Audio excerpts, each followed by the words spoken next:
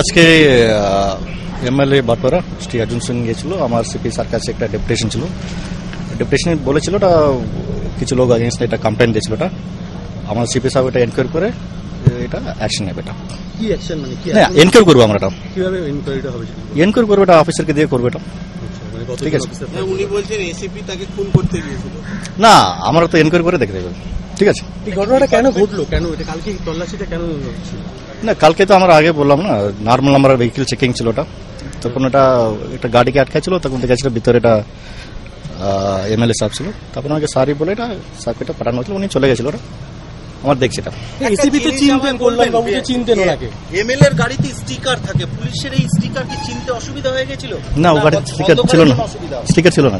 তাহলে কিন্তু ওটা তো এসিপি 2 এর জোনও নয় ওই জায়গাটা। না না সবসময় আমরা এটা জোন থেকে এটা কাজ হবে না, এটা